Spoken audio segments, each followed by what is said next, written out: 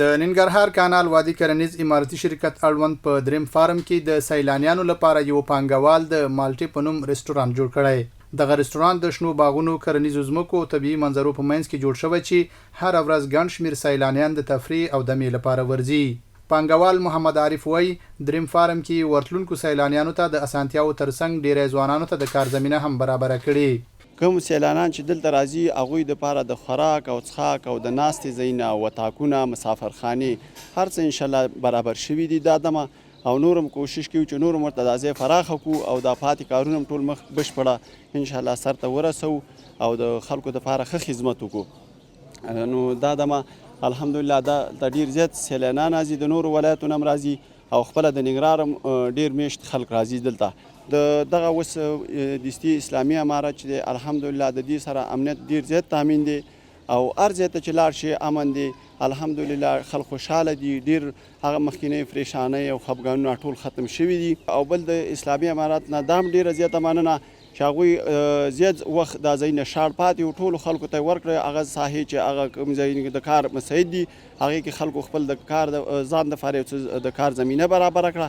ډېر خلک ورسره پکې مصروف شو. یو تن سیاحت کوونکی اجمل همراز وایي دغه رستورانت په داسې ځای کې جوړ شوی چې فضا یې ارامه او زړه راښکونکې ده او د ښار له ګڼې ګوڼې لرې په دې ځای کې د طبیعت تر سیوري لاندې خواړه او استراحت ځانګړی خوند لري. نو راغلی یو دلته یو خو پارموسه چې ده تاسو د نامه سره اشنا استئ، د هېواد په سطحه باندې مشهور ځای دی د سیاحت دپاره، یو تاریخي ځای دی او هم ښکلا لري، سمسور ځای دی او د څرنګه چې دی دلته مالټا هوټل اوس آباد شوی دی نوی. نو موږ دا دویم ځل دی چې راځو.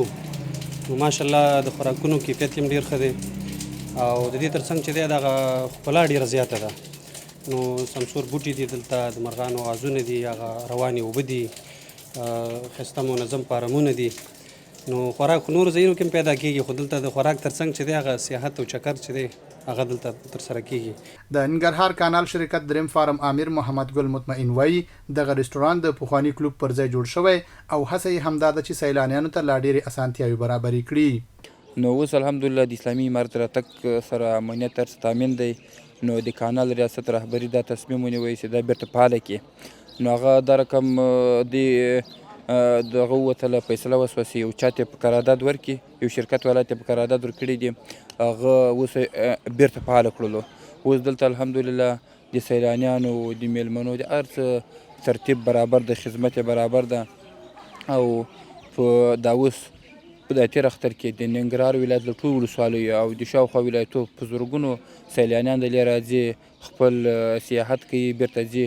غوښتنه مو دا ده لکه تاسو څنګه دغه یادونه وکړه په ټول ننګرهار کې سرسبزه ځای چې دا فارمسي دی او یو ساحه ډېره غټه ده او بل دلته چې هر څونه سیلانیان راسي د هغو ګنجایش ته د ځایېدو، ځکه دلته طبیعي جنګلات او د مالټو باغونه هر څه شته. نو غوښتنه مو دا ده چې هر ځای دغه چې څوک په سیل باندې وځي یا سیاحت ته هغه د فارمسي ته راسي، په فارمسي کې دا نوی هوټل جوړ شوی ده، فعاله شوی د کلوب د تېر وختو کلوب، نو هر څه خدمت انشاءالله کېږي.